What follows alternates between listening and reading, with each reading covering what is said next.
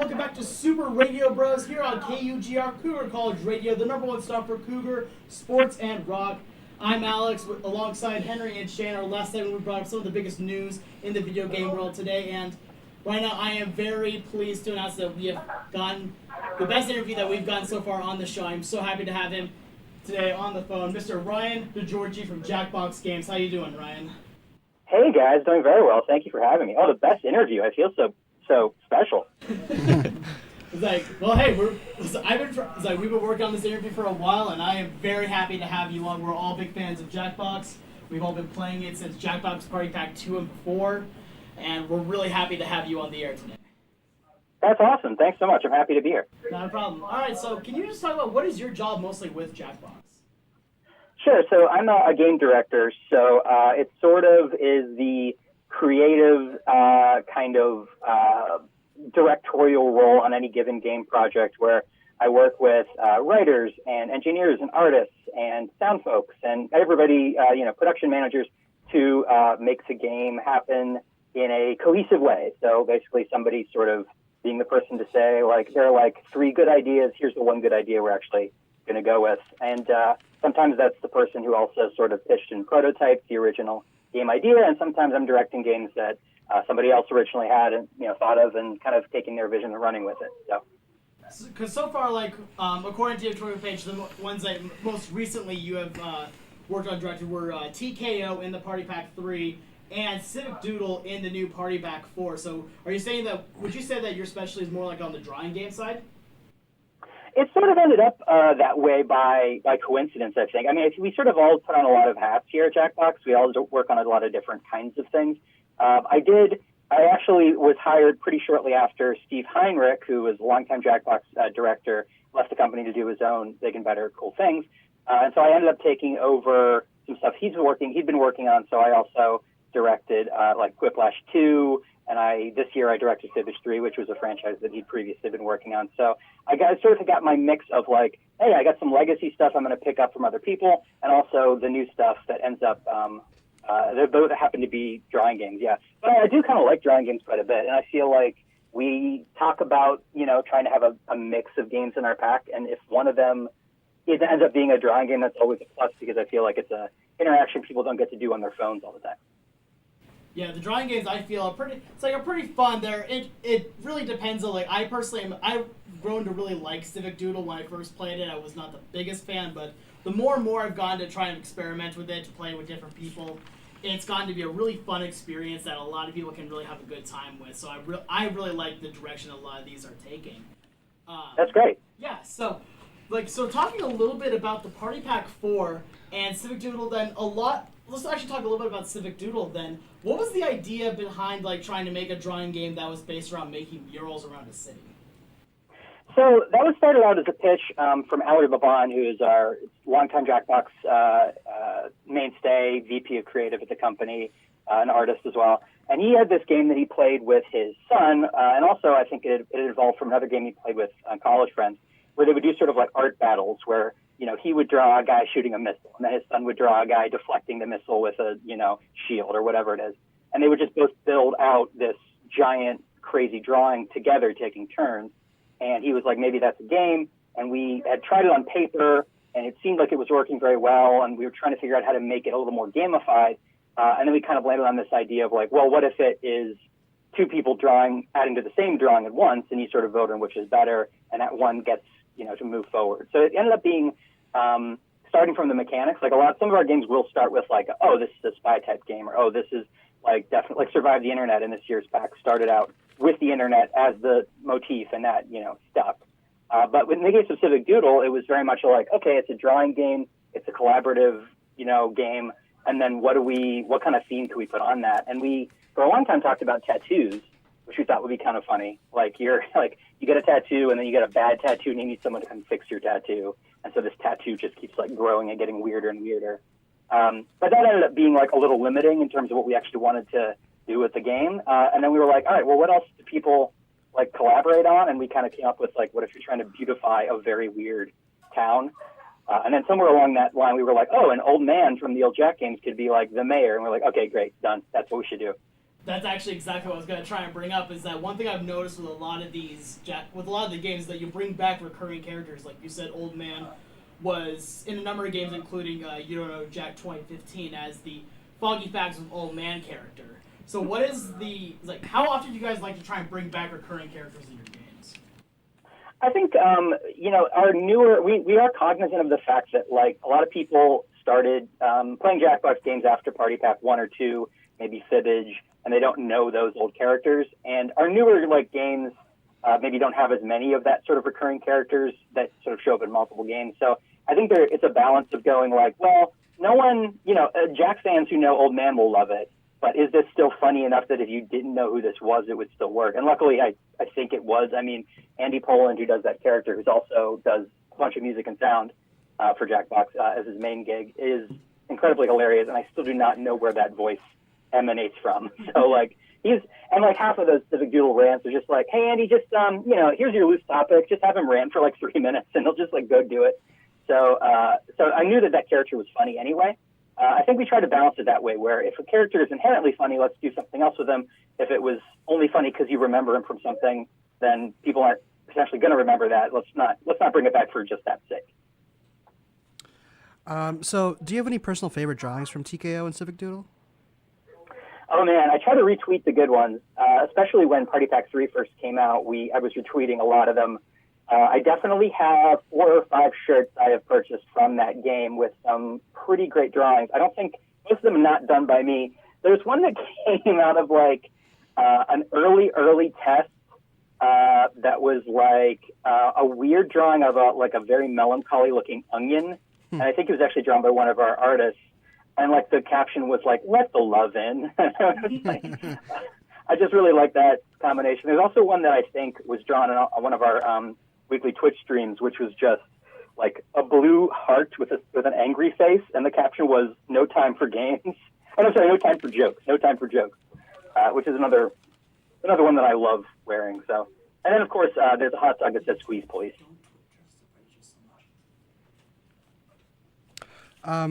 So speaking of Twitch, how has Twitch helped your engagement with fans? It's been incredible. I think this started before I've been with the company about 2 years now. It started before that, but when they were first making Party Pack 1, actually even Fibbage, the idea was, and it's still sort of a loose idea behind our games, is you're probably with 3 or 4 or 5 friends in a room playing, and you can play on your phones, and the way we make playing on your phones work, so you don't need controllers, is we use the internet. But the original idea was you're using the internet, but it's just, that's what's convenient, and you're in the room with people. But it ended up, when, Party Pack 1 and Fibbage came out, it was people are figuring out that because you're using the internet, you don't need to be in the same room, and people are hosting the game on their computer and mirroring the screen on Twitch, and people are playing from across the world. So it sort of ended up being a thing that we did not plan for. We didn't even realize people would want to go through that trouble to play in that way. And then when we saw people doing it, we're like, oh, this is great. People are finding ways to engage with their audience and with their friends on Twitch that we did not even anticipate. So it's been huge for us. In Party Pack 2 and especially Party Pack 3, we added a lot of features specifically for Twitch streamers to try to get them to try to address some problems they were having, with censoring, trolls and things like that, but also to try to make it easier to sort of encourage those interactions. We have extended timers now, which helps with Twitch delay. And stuff like that. And we've gone the last 2 years, we've gone to TwitchCon, which has been huge. We have a little stage there, and we have people, streamers to come up and play our games. So it's actually been amazing. As a very small company, we don't, have the big advertising dollars that obviously a Microsoft would have. So in terms of getting the word out, any way we can, we try to do it. And having people playing our games and kind of being advocates for us on Twitch has been absolutely huge. So we love that community. So yeah, you guys have kind of really developed almost a bit of a niche now as being that streamable type company, where almost all of your games now are becoming games that people want to go out and stream instead of just playing maybe a local multiplayer. Which kind of goes into this question, in Party Pack 3, there was the game Fake in it, which I believe in that pack was probably one of the only ones that was a true local multiplayer game. And in Party Pack 4, there doesn't seem to be one that is strictly for local multiplayer. Was that design choice intentional, or was that just it came to be just because? It was mostly coincidental. I think that like when we were making Party Pack 3 and Arnie Niekamp, another game director, had come up with Fakin' It, and actually I think Fakin' It had been worked on several years before as well. But it seemed to be finally coming together. There was the concern mentioned of like, okay, well, this isn't very good for streaming. You need to be in the same room. And, and most of the consensus was like, hey, if it's a party pack, if it's 5 games, and one of them isn't great for streaming, then, that game won't be played on stream very much, but that's okay because we have, Quiplash and TKO and other games in the pack that are. And the same thought was, in play this year. I think that there's always the idea that if one or two of our games aren't amazing for streaming, then that's okay. The vast majority of our audience does still play with people in the same room. But it just happened this year that we were able to, think of ways to make all those games work, at least I hope, work well on stream. And that's just kind of, almost I don't want to say a bonus because it's better than that, but it's sort of like, great, we had these 5 ideas. These were the 5 best ideas this year, and even better, they all work on stream. So it's sort of like we do still want the in-the-room experience to kind of be king, but we are happy when it works for as many people as it can work for. All right, so then kind of going with that again, with the local multiplayer and being able to play some of these games both on stream and and also just with people in their own room. Let's go back to Party Pack 4 at that point, where Monster Seeking Monster seems to be one of the ones that, honestly, of the Party Pack 4, that's my personal favorites. It has a lot of interesting aspects to it. I love just the text options with it. But that seems like one that it could be both played very easily just in your own room with people that you know and with people over stream. Is there one certain game that it could be also one included that you think works perfectly for both stream and in-home? Yeah, I mean, well, the one that comes to mind right away is from Party Pack 3 called Guespionage, where you're answering questions, or you're guessing like what percentage of people prefer red popsicles, or what percentage of people have ever ridden in the back of a cop car, what percentage of people have ever lied about farting or something like that, and that kind of stuff. If you don't have an audience, because we have built-in audience modes in all of our games, if you don't have an audience playing along, you're just answering based on a survey that we did before the game came out, so it's just built-in numbers, and whoever gets closest is right. But if you are playing with an audience, that game is so much better because you are answering based on what the audience is saying. So you're like, what percentage of my Twitch audience, for example, or my friends in this room have, ridden the back of a cop car? That's one where it's like, oh man, it's a perfect game for streaming because it works so much better with an audience and with an audience that you kind of know. And it's funny when you know them, and it's funny when you make a bad guess and don't know them. So that definitely stands out. I think in terms of Party Pack 4 games, probably Monster Seeking Monster. Well, actually, it'd be Monster Seeking Monster and maybe Fibbage 3 in terms of like games that would be good for an audience, for Twitch streamers, because the Monster Seeking Monster is great. It's Arnie Niekamp and Mark Turowitz and Ben Jacobs and a whole bunch of people worked on it, but one of the features is the audience can actually play as a player in the game, which is the first time we've done that, where the audience of however many people, up to 10,000 collectively, controls a character. And it works a little bit differently than if you're a regular player because you can't text in the exact same way, but you're still sending text messages to these other players, trying to arrange dates with these monsters, and you can actually win the game. Like the audience, we've seen many times, the audience wins the game. So like for a Twitch stream, right. So for a Twitch stream, that's great. And then, the other thing with Fibbage is we added this year an audience mode where the audience actually gets to choose decoy lies to fool the players. So that's fun as well. They're not a full-fledged player in that game, but they do get to trip up the players and guess what they think is right. So I think those are sort of both. Anything where the audience feels like they are playing either the same game or like a parallel game is really great for Twitch. And not every one of our games, lends itself exactly to that, but I think that for the majority of our games do. We try to give the audience something to do, so you're not just sitting around.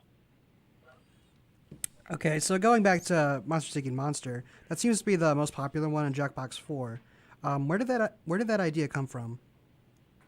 So yeah, that was Arnie Niekamp originally pitched that, and I think it was I think he was trying to figure out what have we not done with our phone controllers that we could do.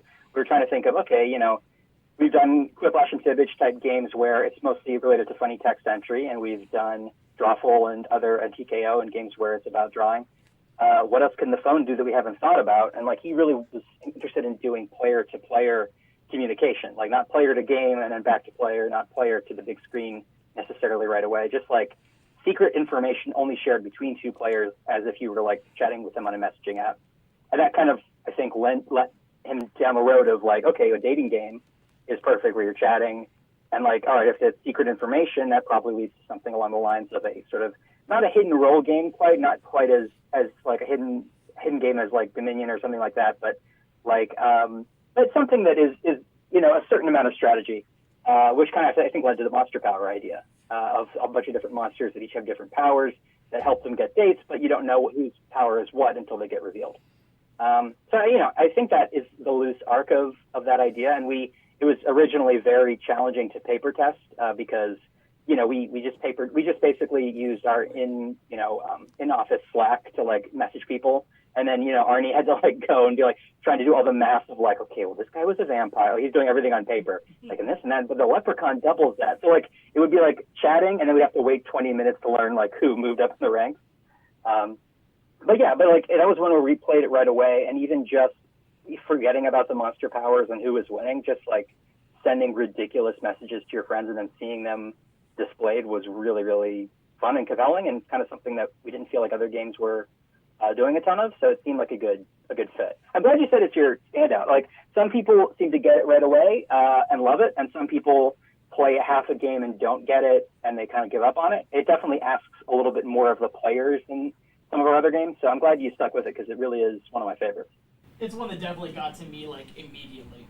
All right, so guys, we're going to take a short break. Coming up next on Super Radio Bros, we're going to continue this interview with Ryan DiGiorgi of Jackbox Games, so stick with us. You're listening to KUGR, that's Cougar College Radio.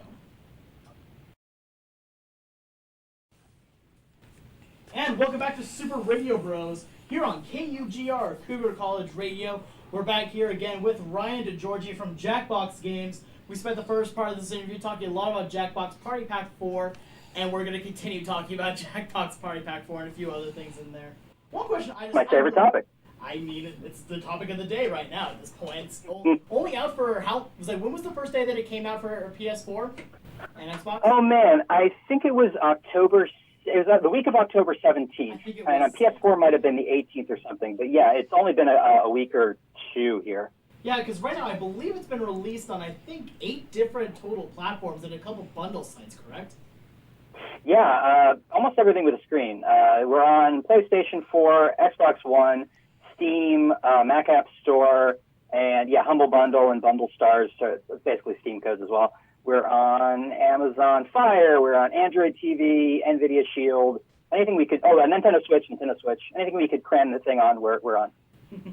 All right, so one question I really want to ask, because this was an idea that when I heard it, I was like, that's a fantastic idea, was the Fibbage Enough About You? Which, again, people know Fibbage, the entire series of it, where you got to make lies and spot the truth, all that fun stuff. But this was the first time that we actually got to participate with each other and figure out how well we know our fellow people. Besides, where the idea kind of came, I think, a little bit from Faking It, where you still kind of know what people think about certain things. This just took it to a whole nother level. So what was the idea that got Enough About You into its own, shall we say, half game, I would say, within Fibbage 3 itself? Yeah, we have been sort of calling it like 5.5 games in this pack, because we feel like Enough About You is almost a standalone game on its own, even though it's inside of Fibbage as a game mode. But yeah, we had a game pitch that had been floating around for a long, long time called TMI, which was essentially, with some differences, it was essentially Fibbage Enough About You, with the idea that you would answer a question about yourself, and then other people would try to come up with lies to replace the answer, and you figure out which is the lie, which is the truth. And I think a lot of the things that were stopping that from getting made is like people going, well, it's too close to Fibbage, we already have Fibbage, so let's not do that. And I think it was Mark Turowitz who, when we talked about, okay, we're going to do Fibbage 3 this year, he was like, all right, well, let's make TMI just a game mode in Fibbage 3 then, and we kind of played with that idea, we kind of needed a new final round because we have a bunch of questions that are all about the players, and then how does that all end? Like, we don't want to call one player out specifically and make them the last question. That's a little weird. But when we came up with the, like, one truth and one lie final round, it felt like, okay, yes, this works as a game. And it was pretty challenging to try to get, like, to make essentially 2 games in one. But it felt like it also sort of answered the question, because we had people asking us all the time, can I make my own Quiplash questions? Can I make my own Drawful prompts? And we've done both of those as like UGC options in Quiplash 2 and Drawful 2. And then people also ask about fibbage. Can I make my own fibbage questions? And we're like, well, it takes a lot to write a fibbage question. You have to find a fact, and like we can't guarantee that your fact is really going to be true, which is, I guess, fine if you're just playing with your friends, but we would really like it if all the questions in our games were actually accurate. And, you know, there were a lot of sort of logistical issues with that, but Enough About You kind of lets you do that in a way where we still have a certain degree of, like, control over how it's presented and things, and you're still injecting yourself into the game in a really fun way, but it doesn't require all the sort of, you know, technical sort of loops and hoops that the UGC stuff in Quiplash 2 did, so it's a little more streamlined. So it kind of seemed like a good fit, and I feel like it's a good selling point for Fibbage 3 because you might say, oh, Fibbage 2, I've already got Fibbage 1 and Fibbage 2. I don't need more trivia. But it felt like a good reason to do Fibbage 3. Of like, okay, well, we're going to add all new trivia. We're going to improve the base game. But also we have this whole new game mode that you haven't even played yet. So it kind of all sort of came together pretty synergistically. Awesome. So moving on to the next game in the series, bracketeering. So how did that come about? And how did you come about the option of 16 players instead of the usual 8? Yeah, the cool thing about a lot of pitches from Mark Turowitz, who's one of our directors, is that he's always trying to figure out, is there a way to do a little bit more than we did last time? Like, not just a whole new idea, but like, well, we haven't done, you know, we've done 8 players every single time. What about 16? That kind of thing. But I think his core idea came out of like an RFI process internally where it's like, okay, we need more games this year. You know, what ideas do people have? And I think that he and Arnie Niekamp as well worked on the initial bit, I believe. But they came up with this sort of idea of like brackets about stupid things, like, you know, who's the best like, you know, cartoon character to take a road trip with, or like what's the best candy bar to give to a kid who has never had candy. Basically, it plays a little bit off of something like Fake Net or Guespionage from Party Pack 3 in that we found out that one of the things that our games can do is start arguments in the room. So it's not just about what's happening on screen. It's like, you know, in Guespionage, we saw people, you know, guess that 60% of people like, you know, Jolly Ranchers better than, you know, Nestle's Crunch. And then after it's revealed to only be 20%, they go, what are you talking about? They're great. And like, it starts this whole argument that like lasts through the whole next question. So kind of playing off that, it was like, well, how do we make a game that, at least I'm guessing it's Mark's process here, but I think it was like, how do we make a game that sort of induces those kind of in the room fun arguments? And the original like sort of play at it starts off like round 1 of bracketeering, which is all just very straightforward. You answer the question and your stuff goes up against other people's answers, and you're kind of betting on who will win, which may not be the answer you chose or you wrote. But I think what really solidified that game for us was when we started playing with the ideas of that we had to use in rounds 2 and 3, where the bracket changes in the middle. So it starts off as like, you know, best name, you know, your best name for your childhood dog, and then suddenly in the middle of it, it switches to like best fake name to use while you're going clubbing or something. So it's like it kind of recontextualizes everybody's answers they're already in, and now maybe an answer you thought was going to win doesn't win. So it kind of it's all very iterative. It all sort of based on a loose idea that then we test and try to figure out like what's fun about this and what just isn't working, and try to make it, you know, as cohesive as possible. So basically it was kind of playing off the idea of like how many arguments can we start? How many horrible you know, friendships can we break up? How many couples can we ruin? What kind of, you know, damage can we cause to people in the funniest way possible? All right, so I just have to say that when I first saw the game bracketeering, the first thing that popped into my mind was that maybe some of the inspiration came at all. Please tell me if I'm wrong. That some of the inspiration may have come from the NCAA March Madness tournaments, where it's all about brackets at that point. And so I'm like, did that have anything to do with any of the motivation on it? Oh yeah, I think that was definitely, there are a lot of folks in the office who do like fantasy football leagues and stuff, and I think that was definitely a factor for sure. And because you have a bracket, you can have more players and without slowing the game down, which is kind of how we came to the idea of like 16 players, because you can do 4 on 2 on 2, you can do 4 all together. So it seemed like it would work pretty well without like slowing anything down. But yeah, I'm pretty sure that was part of the initial idea, and we had talked about theming that game even more in a sort of a sports direction to like make it fit the bracket sort of motif even more. But I think the sort of weird, like amorphous in between that we came up with, which is sort of like a sports sounding announcer but saying incredibly weird things, kind of fits the weirdness of it even more. But yeah, I definitely think that all the stuff that kind of comes when you think of brackets and filling out brackets and like realizing you put your money on the wrong person in the bracket is definitely part of the way that game was sort of concepted. I gotta say, because I love the announcer from that game. I'm a sportscaster myself, so it's really funny getting to listen to it, and I actually use that voice in one of my other radio shows I produce. That's just kind of fun to kind of just mess around and go like that was one heck of an answer, Doug. But anyway, just go fun stuff like that. Awesome. But okay, I want to kind of switch gears just a little bit. I personally got into Jackbox Games through You Don't Know Jack. And when I told my parents that, they're like, how is that it's still around? Anyway, when I got into it and I really enjoyed it, and then in Jackbox Party Pack 3 came Trivia Murder Party, which I want to ask, is that kind of a new way of trying to make You Don't Know Jack into a streamable type game? And does that mean that You Don't Know Jack doesn't really have much of a way of coming back? Well, to answer your second question first, we are pretty much everybody at the company loves You Don't Know Jack, and I had the same experiences as you did, where You Don't Know Jack was actually like the very first You Don't Know Jack was one of the first things I ever saved money for in my life.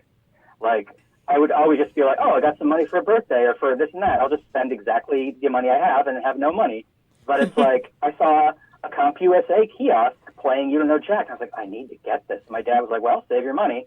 And I waited till I had the $20 or whatever it was to go get it, and no regrets. So I'm a big fan of Jack, and I think that we will definitely do something with Jack in the future at some point. There's no specific plans right now, but we definitely haven't written it off. It's something we all like, and we want to sort of revisit at some point for sure. But in about Trivia Murder Party, I think there was definitely the thought of like, okay, let's see what we would do with a trivia game without the sort of baggage of Jack, where we don't have to think about how do we adapt, this part of Jack and this part of Jack, because the way we make games has changed. We have a player standard now, which is very different from Jack. We had, everybody is encouraged to answer every question, and a lot of things that are just sort of different, and they don't necessarily have the same editorial voice that Jack did or does. So I think that when Artie kind of started working on that game, he approached it with like, let's start a clean slate trivia game, and what's fun, and what can we do? And that kind of did rise out of that. So a lot of like interesting things from Trivia Murder Party that we learned, we could use in future games now that we might not have learned if we had tried to make another Jack. So yeah, I think that's it's definitely interesting to see what aspects of Murder Party work, from like a standpoint on Twitch and things that don't work if you say play Jack from 2015 in Party Pack 1, and stuff like that can go forward and be used in other games. But that doesn't necessarily mean that we won't eventually do something with Jack as well. All right, I know I am one of the many people that would love to see another iteration of You Don't Know Jack. I actually still I go home a lot of times and I just like watching or playing the game when I can. So now Which one do you play? I'm just curious. Like, which is your Jack of record? I like 2015 a lot, just because I like the new things that were added into it. However, the previous iteration of that, I personally liked a lot of the fun questions that came from it. I liked episode 47, which is the one that the messed up episode, which I still like for a good comedy every now and then. But for me, 2015 is the one that I've been most recently have been playing the most, I would say, maybe. But my first one came, I think it was when I was back in 2013, I want to say. It was when I kind of discovered it, I should say. Gotcha. Okay. That's cool. Yeah. All right. So actually, then while we're on You Don't Know Jack, then what kind of came from the evolution from how it started out back and then to 2015 to how has that inspired the games going forward now? How has Jack inspired the games we're working on now? Yeah.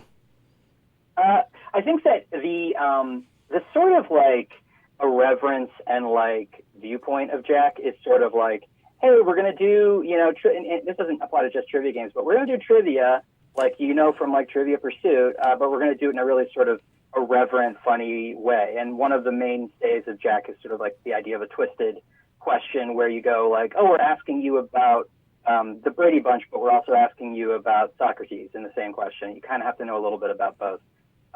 So the sort of pop culture / high culture approach, even when we're not making a trivia game, I think the same level of sort of irreverence and trying to write the hosts that we have in our games as though they're actually in the room talking to you and not just some amorphous voice is very important. Like we want it to sound like our hosts are real people, that they're real characters, that they're somewhat defined, and that the jokes that we make are like feel relevant and contextual in the situation of the game you're playing and not just like joke 34 played this time. Like we want it to seem like, oh yeah, because I was losing, or because we rolled the bad dice in Murder Party, or because, we got to the end of the game too fast and we didn't have time for this round. Like all that stuff has a little bit of awareness on it that will hopefully make you feel like, oh, this host is sort of a living person and not just a bunch of pre-recorded dialogue.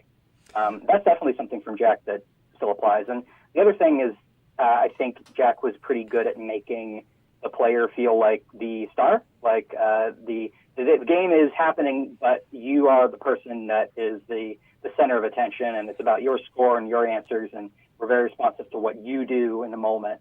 I think that's the same with like Fibbage when Cookie calls out if two people have the same lie, and you go, oh, wow, it's weird that he noticed that. Or in Quiplash when you enter, something in Quiplash that we kind of predicted you might enter, and Schmitty responds to it in the moment. Like that kind of stuff comes from that same sort of like editorial loose voice that I think Jack had. So it's sort of it's like the same kind of gameplay ethics or ethos, but applied to other kinds of games for the party packs.